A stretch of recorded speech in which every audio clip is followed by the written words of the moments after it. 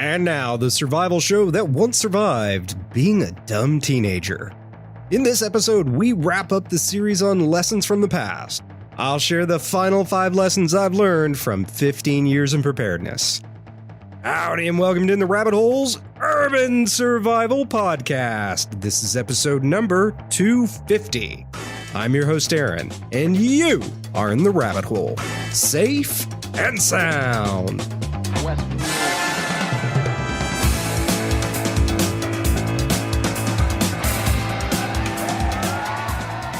I wasn't planning anything special for episode 250. As I said 2 episodes ago, it just kind of recently dawned on me that, wow, we were coming up on episode 250. But it seems something special did happen. By the response and rather crazy spike in downloads, this series is a bigger deal to people than I thought it would be. Comment on this episode. Seriously, guys. Don't be shy, and it doesn't matter where you are in your journey. It's fun to see other people's epiphanies, regardless of their stage. What are your survival lessons? Share by commenting on this episode. As a side note, there is a lot going on in the fight for Second Amendment rights. YouTube is pulling the plug on some firearms channels, maybe all of them at some point, and with a bizarre set of standards. Citibank is shutting down the ability of some firearms businesses, to conduct businesses by being able to take money. It's kind of an important part. And those are just 2 of a laundry list of headlines.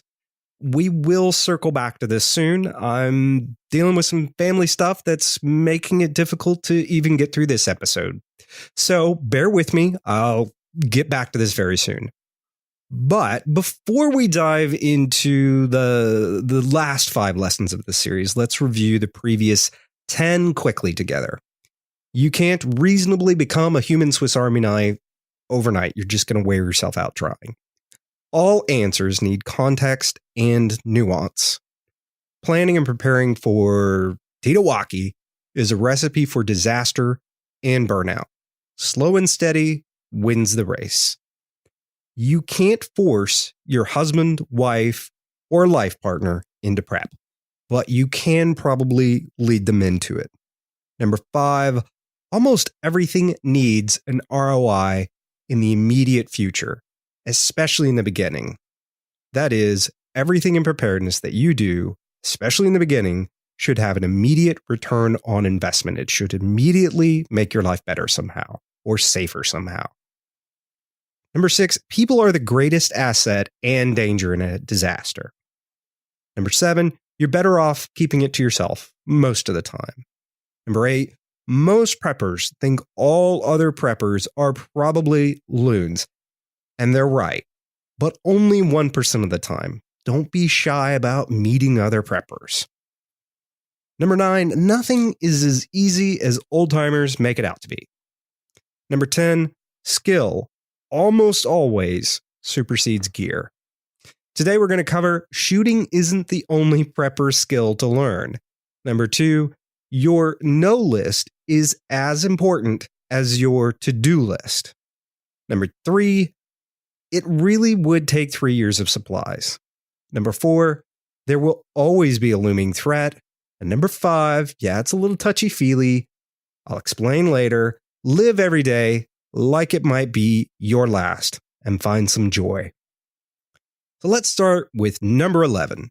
Shooting isn't the only prepper skill to learn. This is crazy talk, I know. Hang with me here. For me, and many of you, it is the most fun part of preparedness. It also seems like the most productive thing to focus on.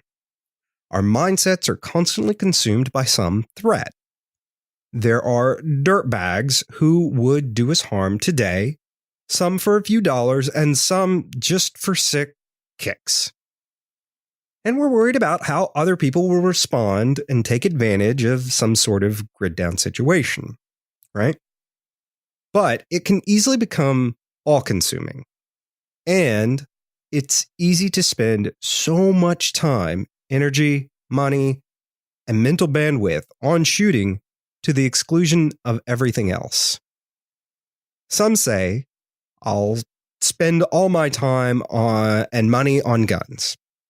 Then, when the grid goes down, I'll just take what I want. If that's you, you need to take a long, hard look in the mirror and ask yourself why you're fit to continue breathing. Help us out here. Help the rest of us understand. The reality for those people is this. They're dumbasses who will get themselves killed quickly.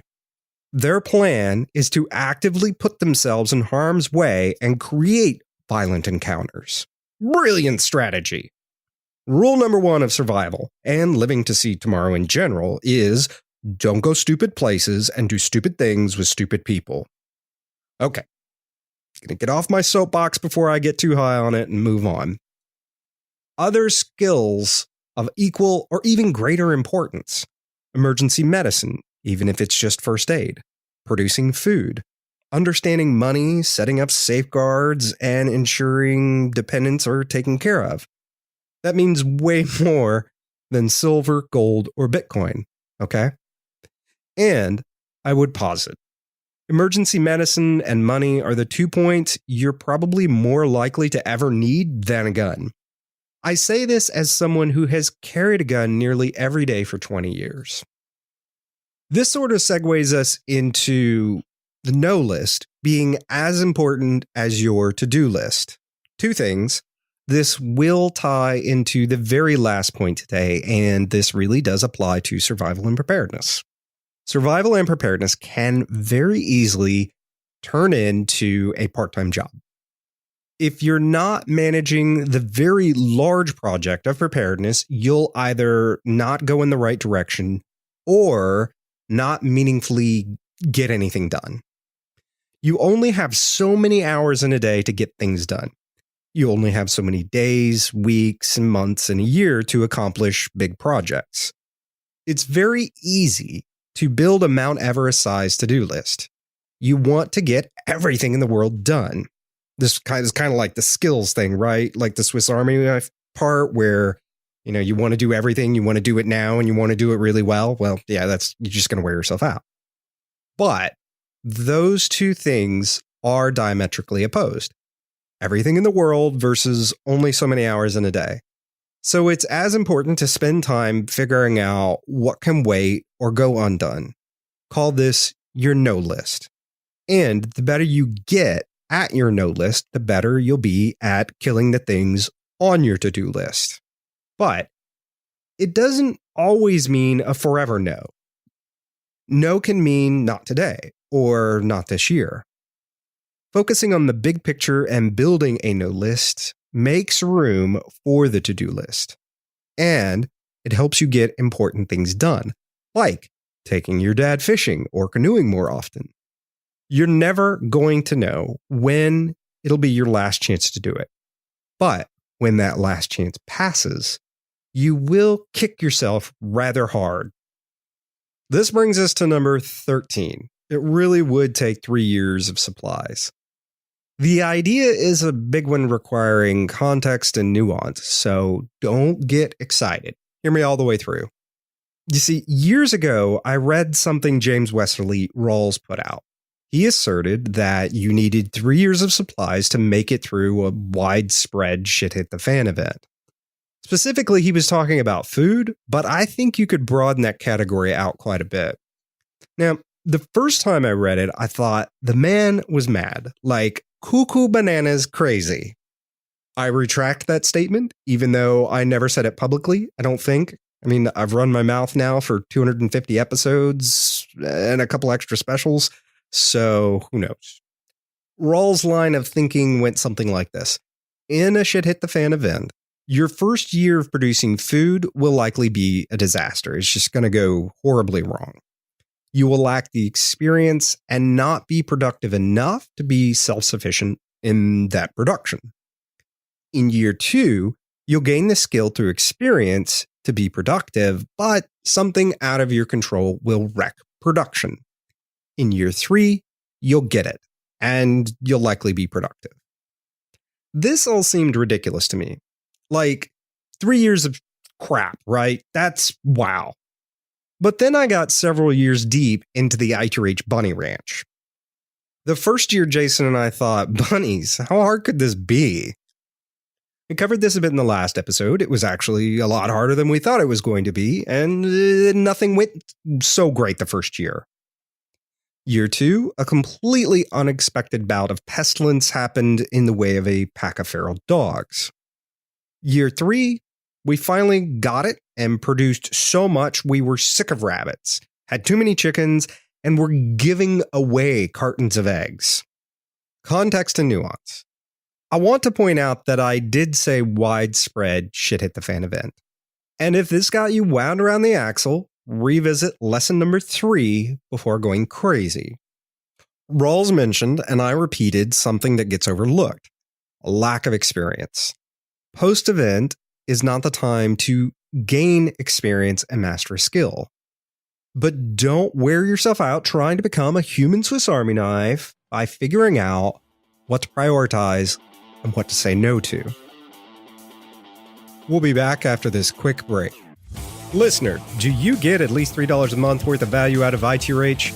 You should see what we do for the Roving Horde Armada members. Check it out today by visiting itrh.net.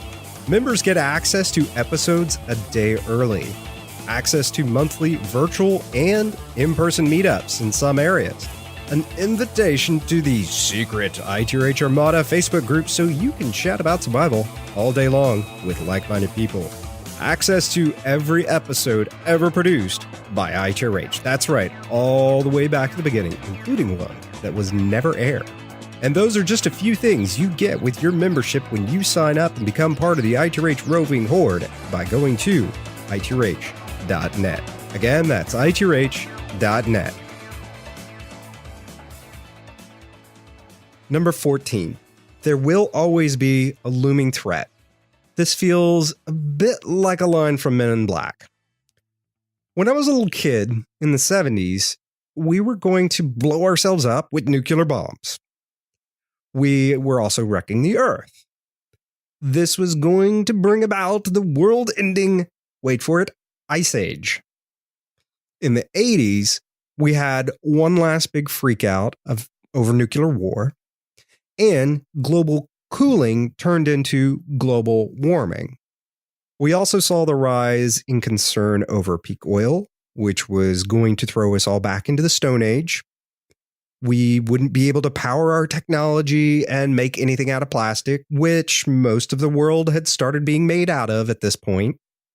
In the 90s, we were starting to worry about asteroids, more peak oil, pandemics started to enter the zeitgeist, and global warming started to really heat up. Then we had Y2K. I still vividly remember being all keyed up and geared up with my girlfriend at the time on New Year's Eve, 1999. Fortunately, we didn't go overboard with it. And nothing happened. Then things really got going in the 2000s. We've got a buffet of civilization-ending things to wind ourselves up about. I mean, you can pick and choose or just freak out over all of them. Totally up to you. It's a bonanza. The point here is this. Threats have come and threats have passed. Some have even circled back again. Any of them could have been real. Any of them could have been the event. All were good to inspect, contemplate, learn about, and prepare for. Just because they didn't happen didn't mean they couldn't have happened.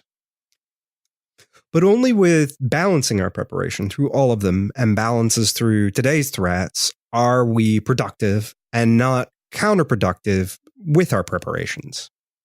Which brings me to number 15. This one is dedicated to Big Lon, my dad. In fact, the whole episode is dedicated to him. Live every day like it might be your last and find some joy. Sure, cliche. Sure, it's all touchy-feely. But you've got to remember and tend to your life and the good people in your life. Otherwise, what are you preparing for? What are you trying to preserve exactly? Are you just trying to preserve the experience of preparing? Prepping is important. It's your responsibility. But spending all your time on disaster should be in the no column. I hope you've gotten a lot out of this series. This series is a different kind of episode for ITRH. If y'all would like more of these types of episodes, let me know. In the past, I really didn't like doing monologues, but they're kind of growing on me all of a sudden, and the response has been really kind of cool. So comment on this episode. Let me know what you think, and let me know what survival lessons you've learned so far. As I've said, don't be shy, and it doesn't matter where you are in your journey. It'll be fun to see other people's epiphanies regardless of their stage. Show notes, resources, and the ability to comment on this episode can be found by going to intherabbithole.com/E250. Support the show and get I2H Roving Horde Armada members-only benefits. Go to I2H.net to become part of the Roving Horde Armada. Members just received a huge discount to the newly added to I2H store. We've expanded to more than just I2H swag. That started with the awesome and amazing Olight flashlights. The discount was so big, I'm not even allowed to mention it on air. The I2H store will be expanding to products I personally believe in and use. My goal is to stock the store with the best gear and not gimmicky survival junk. Go check it out. So, what else? Twice a month, members get the private virtual hangs. These are a chance to hang out with me and other like-minded everyday preppers to discuss whatever is on your mind. The things you just can't chat about with anybody else because their tinfoil is just not on tight enough. You also get access to every episode I2H has ever made, the on-demand access bug-out bag class, special prepper spreadsheets, and an invitation to the secret I2H Armada Facebook group, so you can chat about survival, or whatever, all day long. And that's just to name a few things you get when you go to I2H.net and become part of the Roving Horde Armada. Again, that's I2H.net to find out more about the exclusive members-only benefits. With that, we wrap up episode number 250. From the Lone Star State, till next time, stay safe and sound.